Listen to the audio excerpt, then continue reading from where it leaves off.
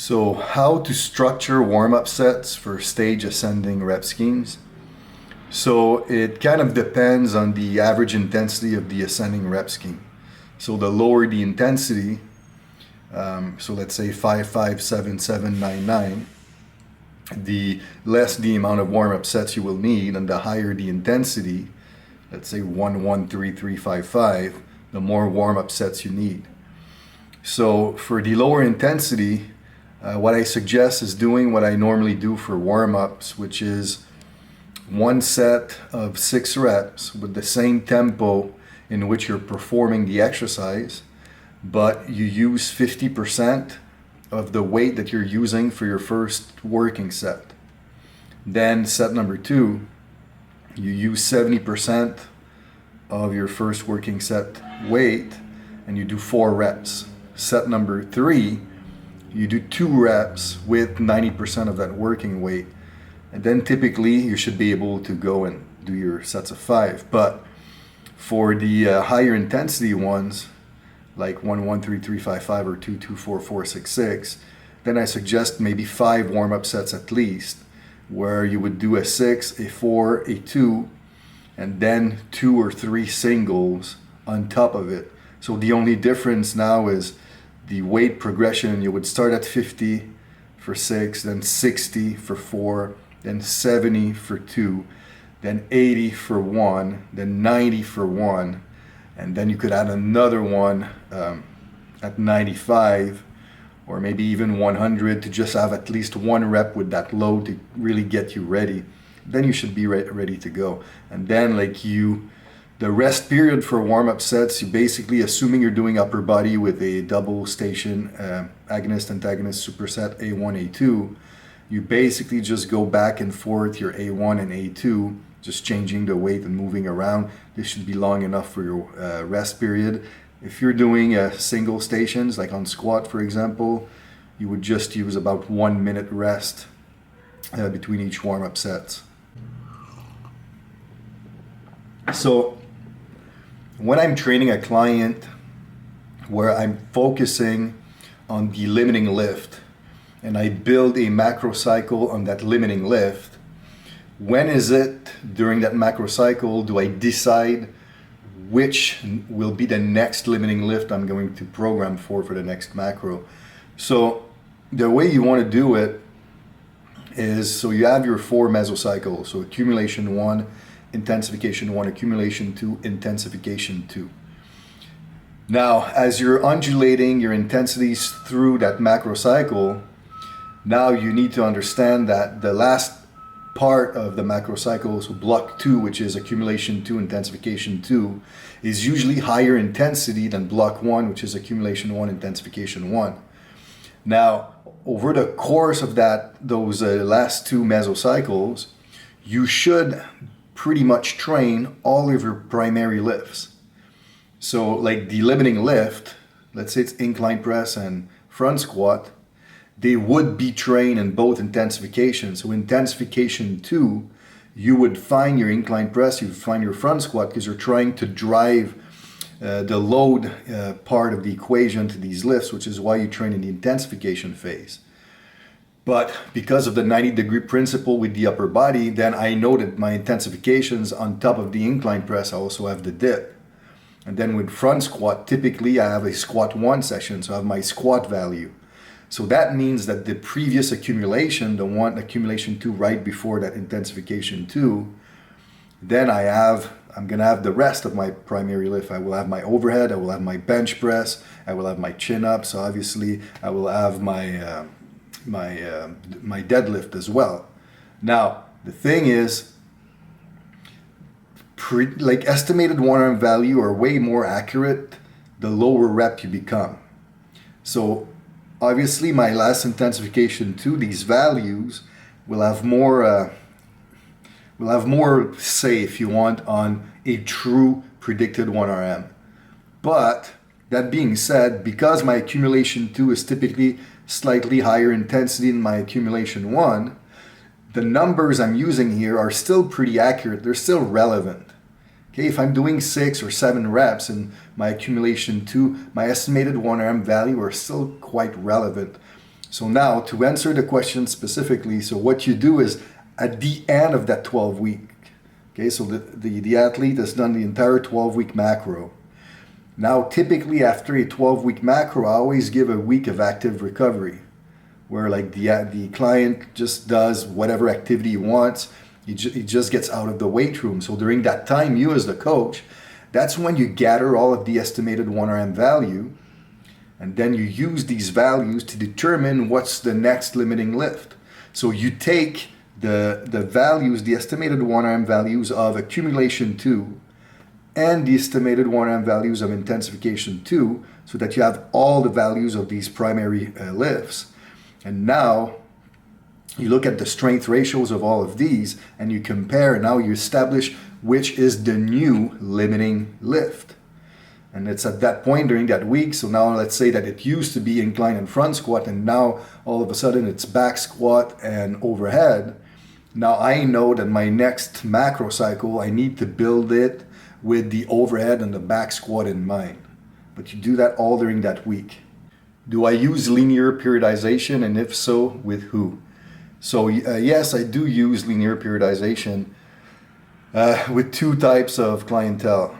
The first one, or the entry level, completely untrained clients that do not have a very thorough athletic background as part of their life.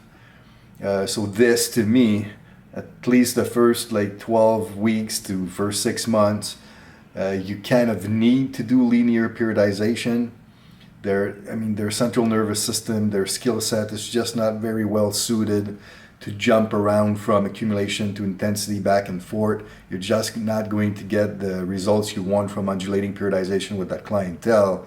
So a very linear approach where you do small jumps from phase to phase to phase, slowly building up the intensity, will be the greatest outcome. The second clientele would be the professional athletes that have a very, very short off season, let's say 8 to 12 weeks. And technically speaking, I still use undulating, but where it gets tricky is you have to understand that my off season is split in a general preparation phase and a specific preparation phase. But when it's that short, my general preparation phase, I only have 2 mesocycles, so it would be accumulation 1, intensification 1. And then my specific preparation phase, I would have another accumulation phase, another intensification phase. But because these phases are so short, although I'm using accumulation intensification within those phases, I don't really have undulation. So if you actually look at the entire off season, if you look at phase 1, 2, 3, and 4, the intensities are actually going in a linear fashion. So that's why I'm saying that technically with these professional athletes with short off season, I'm using a linear approach if we're looking at the ensemble of the off season. So with the general population, is there optimal macrocycle setup for a training year that you use? Well, it depends on the goal. So the general population, depending on their training age and their goals, you're going to look at the year completely differently. So generally speaking, when it comes to strength training, you'll find about 5 different goals that I'll use with these clients. One of them would be like a balance year, like you want to train and improve like a bunch of modalities from hypertrophy to relative strength and on and on.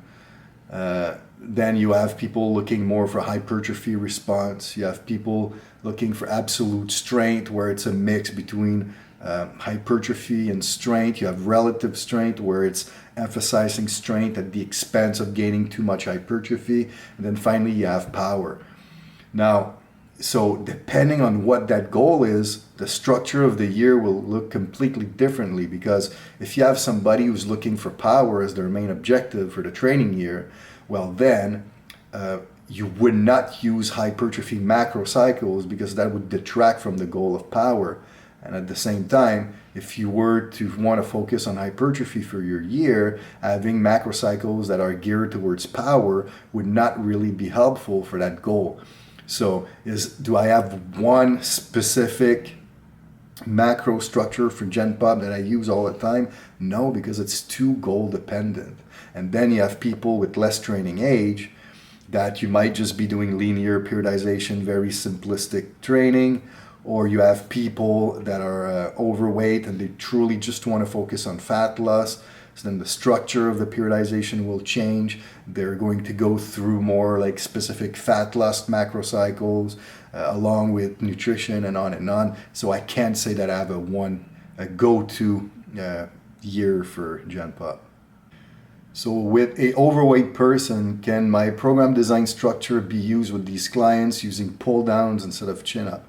Well, the answer is yes, obviously. So I mean, the chin up is in a perfect world.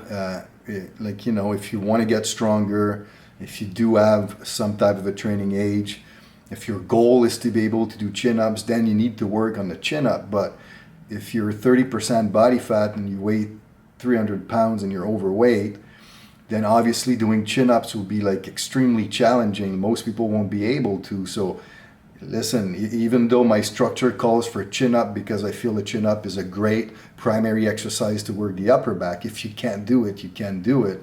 And if you're overweight, even going through a eccentric or isometric progression, it won't work because typically you won't even have the strength to be able to endure like an eccentric type method. So when you can't do it, you can't do it. So now the pull down will be the next best thing. Now the only thing I can say is all you need to do is you use the setup and the structure of the programming that I offer in the program design course, and then the grip, hand position and grip width manipulations. All you need to do is you mimic those with the pull downs. And now as his nutrition improves, and he starts losing weight, then eventually you can progress these clients from a pull down to a chin up progression, and then finally being able to do chin ups. But yeah, you should use pull downs if they can't do chin ups. If the dip is weaker than the chin up, do you keep the chin up? So I'm not sure exactly what he means by do you keep the chin up. Does it mean that you take the chin up completely? Or is he talking about like chin up progressions? I'm not sure.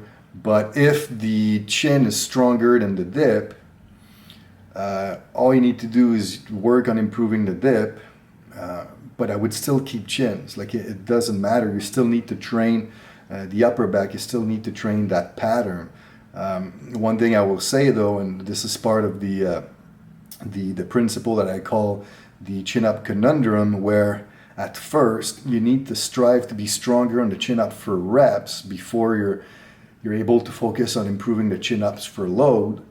So if you have a strong chin-up, then maybe during the time where you're trying to improve your dip strength-wise, focus on building up chin-up reps without outside load using a 2-0-1-0 tempo to build that chin-up strength endurance if you want. To serve as a good base for your future strength potential. And during that time, then you work on your dips on more strength related rep schemes to try to catch up. But like I wouldn't ditch the chin up completely out of the workout just because the dip is weaker than the chin, which by the way should not happen very often. Like it was gonna happen a little bit more with women, but that being said, it's quite rare that you're gonna find people with weaker dips than chins.